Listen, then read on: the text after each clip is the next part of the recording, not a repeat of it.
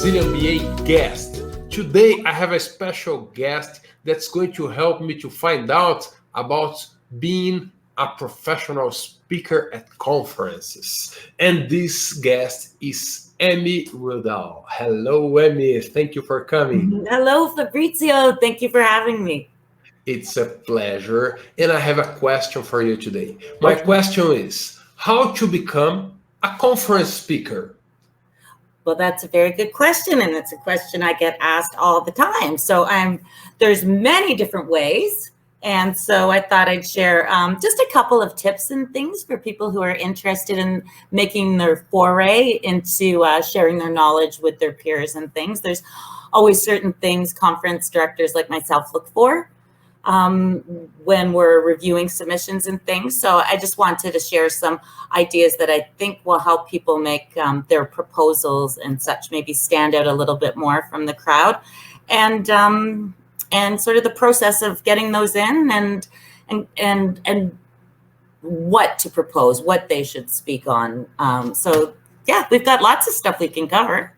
Oh, that's great. And I'm curious about that because I have tried to propose sometimes for some conference and I was accepted. In other times I wasn't accepted. And I really don't know what's the difference between one and another. Yeah. So you have the other point of view that I don't know. That's the point of view from the conference manager or director that sees those applications and some of them shines. What are the tips to make your proposal shine to the eyes of the conferencist?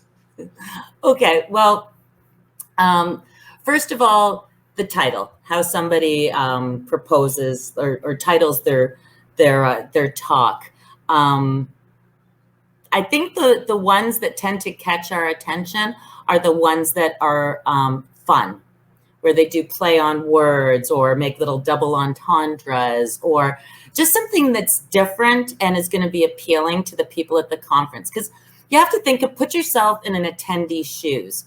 If you're at a conference and you have this whole list of sessions you can go to in front of you, chances are you're probably going to be drawn to one with a really fun title or a title that's, you're going to be walking away. It tells you right up top what you're going to learn, like top 10 best tips to become a project manager, or top 5 best tips for communicating with your team, something like that. Something that's the audience looks at it and they know what they're gonna get.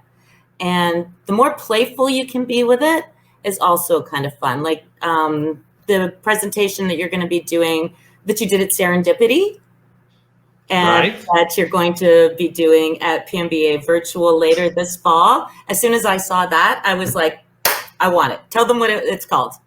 It's called Episode for A New Hope, and it's based on Star Wars for business analysts. Yes. So if that's different. And that is different. And now maybe it's because I'm a huge Star Wars junkie.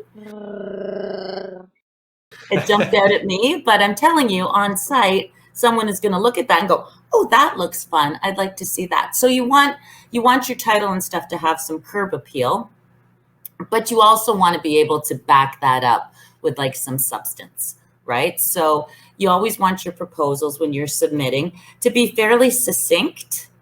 You don't want to, paragraphs and paragraphs. A lot of people don't want to read through all of that. I always vet my stuff through my different advisory boards in each city that I run my events at, and they're made up of project managers and business analysts. So they really sort of guide the direction, but they're reading that. They want to see, what am I going to learn? And then the 3 takeaways. That's really important to deliver when someone's reviewing your stuff, is keep it succinct and have at least 3 takeaways that the audience is going to take away, obviously. Right. I'm taking notes. Like, people want to have fun. They want the presentation to be enjoyable, not just informational. So that's something to think.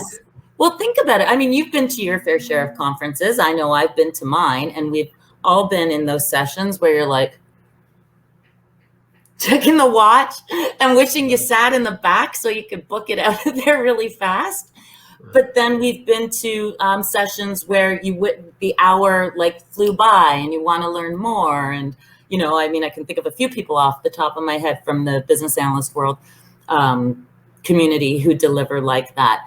And it's not necessarily that people are stand-up comedians or, they're really quick and witty. It's that they're so passionate about what they're talking about.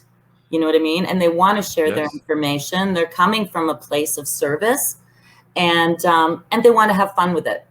They want to make their information that they're delivering to their audience as enjoyable and keep the audience as engaged as they possibly can. And if you can have fun, that's great, because you learn more when you do. You absorb a lot more information when you're having a good time and laughing and sharing and connecting with the audience and with the speakers. So, make sure your voice is in your proposals or in your submissions or when you're talking to someone about speaking. And I mean, how can someone say no to something like that? Someone who is so passionate about what they're doing and sharing and wanting to teach others. Interesting. I always wonder if, when analyzing those proposals, if you are just looking at the descriptions of those proposals, or if you look also for the person who is proposing and look for the historic of other conference, what this guy did before. How much does that matters?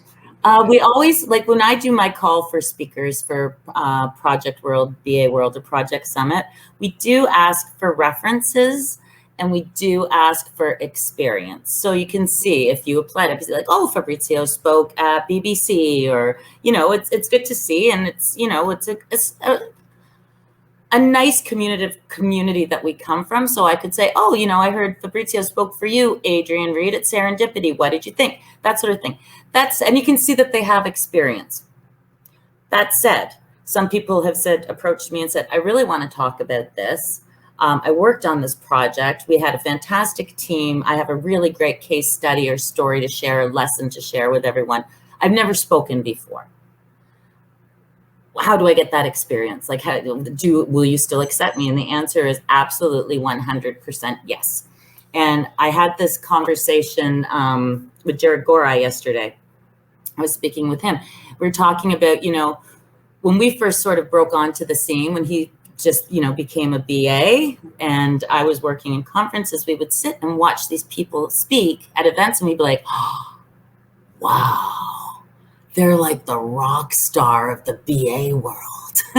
and then I said to Jared, but yet now you're one of the rock stars of the BA world, right? Like, people look at you like that as well.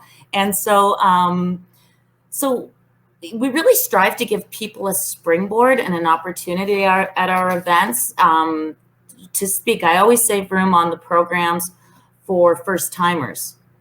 And, I'll talk with them first to make sure, they're comfortable. You can tell, you can sense the confidence in someone, right? And, but, someone's got to give someone a shot at some point. And that's, we strive to do that at our events. We really want to support the community. And, if we can give first-time speakers a go, especially when they're really keen and they know their stuff and they've got like a topic of interest and they seem like they're going to be really charismatic, why not? For these guys that are, let's say, first-timers, and maybe they're afraid of talking in public, and maybe they're thinking, should I propose speaking in a conference? What do you say to those people? What's the value of speaking in a conference for the first time and regularly? What do someone gain from speaking in a conference in your point of view? Okay. Well, chances are if someone's terrified of public speaking, they're probably not going to want to speak. But if they're nervous about it, and I think everybody is, I still get nervous when I go on stage to introduce the events. I remember Vince Mirabelli saying he still gets really nervous right before. I would recommend that if someone's doing it for the first time and I would suggest partnering with a colleague or someone that on your team that you had worked on a particular project with or solved a particular problem with, something like that. That way, there's a little bit of safety in numbers sort of thing. So you're both there and that will alleviate a lot of the stress and, give you the practice and the experience to figure out, hey, is this something I really like doing? And is it something that I feel confident enough that I can do on my own? But yes. I think that's a great way to break into it, is to do a tag team presentation. Yes, if you get blank at some point, there's always a friend to help you. Yeah, you just throw it to them. Throw it to the other way. Yes, it works. It's a good tip. Thank you. And I know you have some conference coming on. Could you tell us a little bit what's coming for the business analysis community? Well, I'm so glad you asked that. So we have not been running any in-person events for almost 2 years now.